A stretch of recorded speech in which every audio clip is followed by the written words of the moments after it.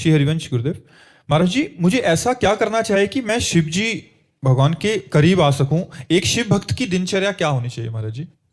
प्रातः काल उठ करके शिव स्वरूप गुरुदेव का स्मरण करते हुए उनके द्वारा बताए हुए नाम का जप करो। फिर स्नान आदि करके, भगवान शंकर तो बहुत कृपालु हैं, उनके जैसा कृपालु भगवान तो मिलना मुश्किल है। एक चुल्लू जल, धतूरे का फल, अकौड़ा का फूल, बेल की पत्ती, जो कोई त्रिभुवन में देवता नहीं स्वीकार कर सकता, त्रिभुवन में कोई नहीं स्वीकार कर सकता, वो भगवान शंकर की पूजा की सामग्री। धतूरे का फल, अकौड़ा का फूल, बिल्व पत्र, एक चुल्लू गंगा जल, इतने में महाराज भगवान ओढ़रदानी शिव प्रसन्न हो जाते हैं। उनका नाम जप करो और उनका अभिषेक करो, उनकी आराधना करो और उनके प्रेमी जनों का संग करो।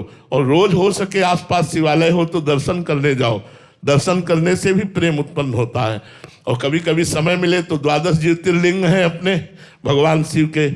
सौराष्ट्र सोमनाथम तशीशैले मल्लिकार्जुनम उज्जैन्याम महाकाल ओंकार ममलेश्वरम परल्याम वैद्यनाथम च डाकिन्याम भीमशंकरम सेतुबंधे तु रामेशम नागेशम दारुकावने वाराणस्याम च विश्वेशम त्र्यंबकम गौतमी तटे हिमालय तु केदारम घुस्मेशम च शिवालय एतानि ज्योतिर्लिंगानि सायं प्रातः पठेन नरः सप्तजन्म कृतं पापम स्मरणेन विनश्यति। अगर 12 ज्योतिर्लिंग का रोज स्मरण किया जाए तो सैकड़ों जन्मों के पाप नष्ट हो जाते हैं। अगर कहीं दर्शन और अभिषेक किया जाए तो क्या कहना, अपने पास तो विश्वनाथ जी बहुत नजदीक हैं, काशीपुरी चला जाए, कभी विश्वनाथ जी के दर्शन करे, गंगा जल चढ़ावे, बैठकर उनसे प्रार्थना करे। वो तो आशुतोष से बहुत जल्दी प्रसन्न हो जाने वाले देवता है। जपें क्या महाराज जी? ये तो गुरु से पूछना होगा। गुरुदेव का वर्ण करो और जो गुरुदेव आदेश करे वैसा जपना चाहिए, जो गुरुदेव मंत्र दे वैसा जपना चाहिए। अभी मंत्र आदि कोई सभा में उच्चारण करने का तो विषय है नहीं कि हम गुरु मंत्र बोले कि शिव उपासक ये जपे, राम उपासक ये जपे। शिव उपासना करनी है तो शैव दंडी सन्यासी, जो शैव उपासना से युक्त सन्यासी, उनका आश्रय लो और उनसे मंत्र लो, उनकी उपासना पद्धति से चलो तो भगवान शिव की कृपा प्राप्त हो जाएगी। जी जी। नेहा पांडे जी मुंबई से। राधा वल्लभ श्री हरिवंश गुरुदेव। गुरुदेव, धामवास और संतों का सानिध्य कैसे प्राप्त होता है? क्या ये पूर्ण निश्चित है? पूर्ण निश्चित नहीं है, ये प्रारब्ध से नहीं प्राप्त होता है, कृपा से प्राप्त होता है।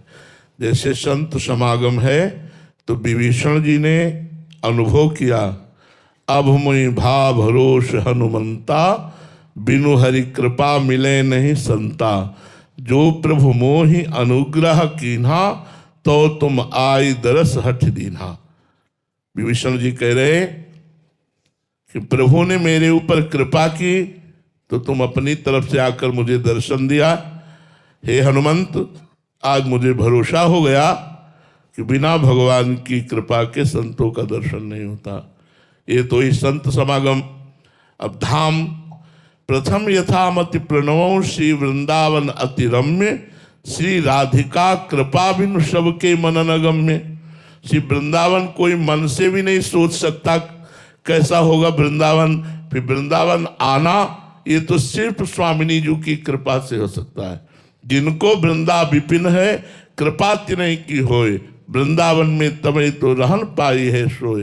वृंदावन धाम में आना, यहाँ बैठकर सत्संग सुनना, यहाँ वास करना, ये सिर्फ राधिका कृपा बिनु, बिना श्री किशोरी जी की कृपा के एक क्षण भी आप वृंदावन नहीं ठहर सकते, आप यहाँ प्रवेश नहीं कर सकते।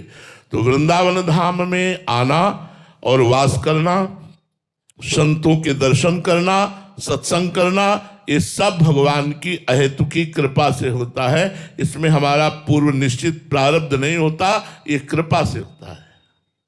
प्रियंका जी, आपके चरणों में कोटि कोटि प्रणाम महाराज जी। महाराज जी, आपसे सुना है कि जानत तुम्हें हो जाए। महाराज जी, इसका सही अर्थ क्या है? सही अर्थ यही है कि हम अपने स्वरूप को भूल गए हैं। जो हमारा स्वरूप है वो तत्त्वम अशि है। हमारा स्वरूप तत्, जिसे हम ब्रह्म कहते हैं, त्वम तुम्ही, अशि माने हो, वह तुम ही हो। तो ये हम भूल चुके और अपने को स्त्री पुरुष मानने लगे। और जब भगवान की आराधना की तो भगवान गुरु स्वरूप से, शास्त्र स्वरूप से हमको अनुभव कराए। सोई जाने ही जेहि देहु जनाई, और जब जानकारी भई तो जानत तुम्हें तुम्हें हो जाई, वो भगवत स्वरूप हो गया। ब्रह्मविद ब्रह्मयु भवति, जो ब्रह्म को जान लेता है वो ब्रह्म स्वरूप हो जाता है, क्योंकि हो नहीं जाता है, ब्रह्म स्वरूप है इसका अनुभव हो जाता है। हमारा सबका स्वरूप ब्रह्म स्वरूप ही है, पर हम अपने स्वरूप को भूलकर देहाभिमान से युक्त होकर 5 ज्ञानेंद्रिय और मन के साथ विषय भोगों में सुख ढूंढ रहे हैं, इसलिए हमारी दुर्गति है। नहीं तो हम मोक्ष स्वरूप हैं, हम आत्म स्वरूप हैं, हम ब्रह्म स्वरूप हैं, इनमें किंचन मात्र भी कोई संशय नहीं है। डॉक्टर निपुण गोस्वामी जी, जम्मू से। राधे राधे महाराज जी। गुरुदेव, क्रोध, ईर्ष्या और निंदा जैसे विकारों से बचते हुए सच्ची भक्ति को कैसे प्राप्त हो? खूब भजन करो। भगवान का जितना भजन करोगे उतना हृदय निर्मल होगा, और निर्मल हृदय में काम क्रोध आदि षड विकारों का प्रभाव कम होता चला जाता है। जैसे जैसे हृदय निर्मल होता है वैसे वैसे इन विकारों का प्रभाव कम होता है। तो हमें चाहिए कि खूब डट के भजन करना चाहिए। भजन करने से ही हमारी बुद्धि निर्विकार होगी, निर्दोष होगी, निर्वैर होगी, निरपेक्ष होगी। जब तक भजन नहीं तब तक बात नहीं बनेगी। शास्त्रों में पढ़ लिया और हमने याद कर लिया, इससे काम नहीं चलेगा। शास्त्रों में जो पढ़ा उसको आचरण में उतारा और डट के भजन किया तो स्थिति प्राप्त हो गई।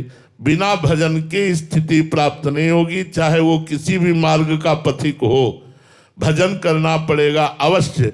जो गुरु ने मंत्र दिया है, चाहे प्रणव हो, चाहे नाम हो, चाहे मंत्र हो, कोई और, आपको जपना पड़ेगा। जितना जपोगे उतनी ही स्थिति बढ़ेगी। और मंत्र जाप नहीं है, नाम जप नहीं है तो 18 पुराण याद कर लो, फिर भी ना क्रोध से बचोगे ना काम से बचोगे।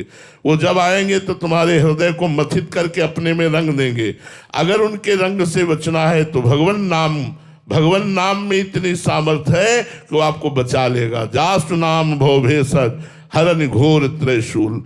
भगवान का नाम तीनों तापों का हरण करने वाला और संसार रोग की अचूक औषधि है, इसलिए खूब भजन करो। भजन के बिना निर्विकारता नहीं आती। नाम जप करो, अधिक से अधिक नाम जप करो।